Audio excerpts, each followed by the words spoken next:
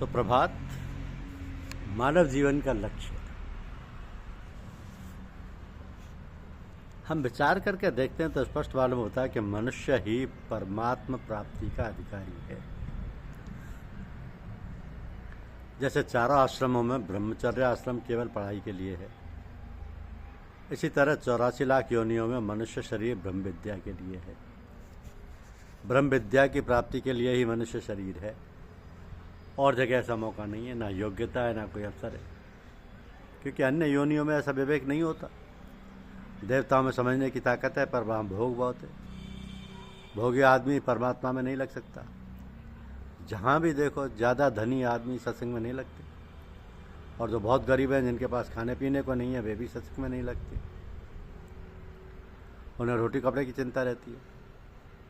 इसी तरह नरकों के जीव बहुत दुखी हैं, बेचारे, उनको तो अवसर ही नहीं मिलता है। देवता लोग भोगी हैं, उनके पास बहुत संपत्ति वैभव है, पर वे परमात्मा में नहीं लगते, क्योंकि सुख भोग में लगे हुए हैं, वहीं उलझे हुए हैं। अतः एक मनुष्य ही ऐसा है जो परमात्मा की प्राप्ति में लग सकता है।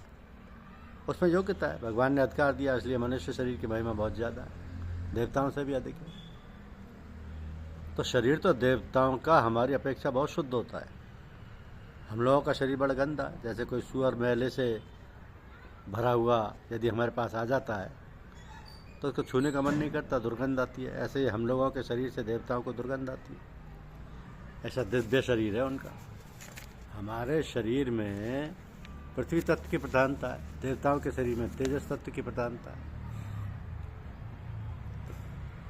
परंतु परमात्मा की प्राप्ति का अधिकार जितना मनुष्य शरीर वालों को मिलता है, उतना उनको नहीं मिलता। इसलिए मनुष्य शरीर की बहुत महिमा है। उत्तरकांड में काकभूषण जी से गरुड़ जी प्रश्न करते हैं कि सबसे उत्तम देह कौन सी है।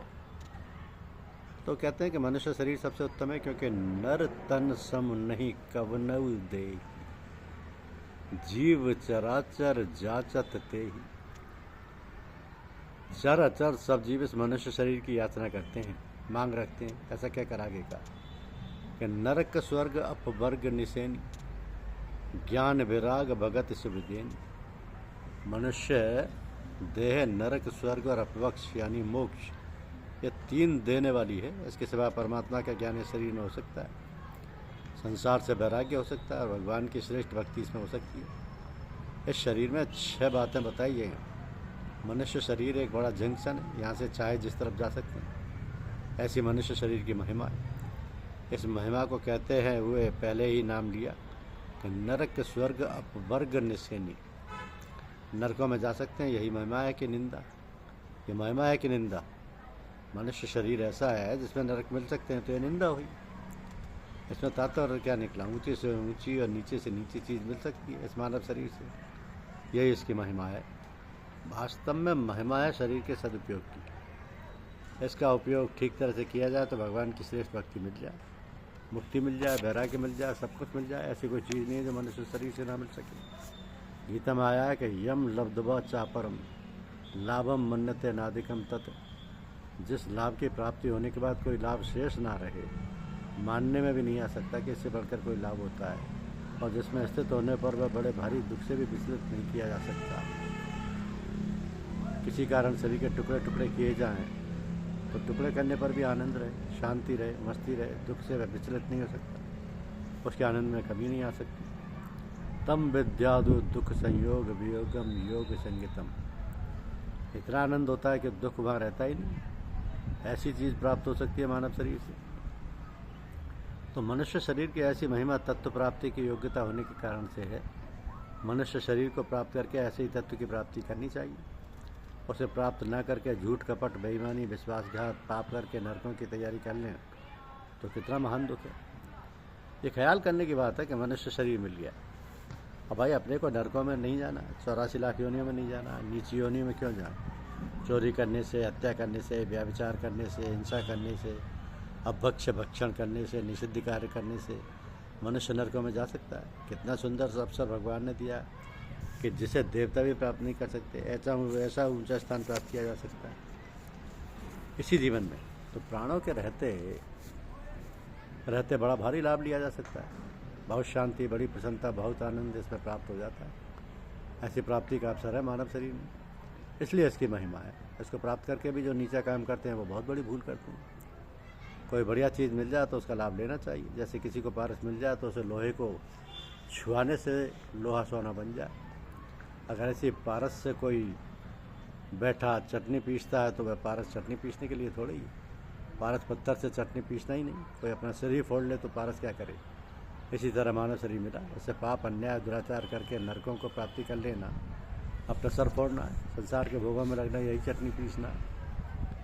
भोग कहाँ नहीं मिलेंगे। सुअर के साथ 10-12 बच्चे होते, अब 1-2 बच्चे पैदा कर लिए तो क्या कर लिए, कौन सा बड़ा काम कर लिया। धन कमा लिया तो कौन सा बड़ा काम कर लिया। सांपों के पास बहुत धन होता है, सांप के पास धन के ऊपर सांप रहते हैं, धन तो उनके उसके पास भी है। धन कमाए तो कौन सी बड़ी बात हो गई। ऐसा आराम में सुख भोग देखते हैं और कहते हैं कि इसमें सुख भोग लें। मुंबई में मैंने कुत्ते देखे हैं जहाँ जिन्हें बड़े आराम से रखा जाता है। बाहर जाते हैं तो मोटर हवाई जहाज में जाते हैं। मनुष्यों में भी बहुत कम को ऐसा आराम मिलता है जो कुत्ते को मिलता है। भाग्य में है तो कुत्तों को भी मिल जाएगा, कौन सा काम बाकी रह जाएगा। जिसके लिए मनुष्य शरीर नष्ट किया जाए, भोगों के भाग भोगने में, संसार का सुख लेने में, धन कमाने में मनुष्य शरीर बर्बाद कर देना कितनी बड़ी भूल की बात है। झूठ कपट बेईमानी करके मनुष्य नरकों की तैयारी कर लेता है। ये मान पतन की बात है। कितना ऊंचा शरीर मिला मनुष्य को, उस शरीर में आकर ऐसा काम कर ले तो सावधान रहना चाहिए कि बड़े से बड़ा काम हमें करना है, बढ़िया से बढ़िया काम हमें करना है। यही काम दूसरी योनि में नहीं हो सकता। एक मनुष्य शरीर में किए हुए पापों का 84 लाख योनियों में भोग होता है।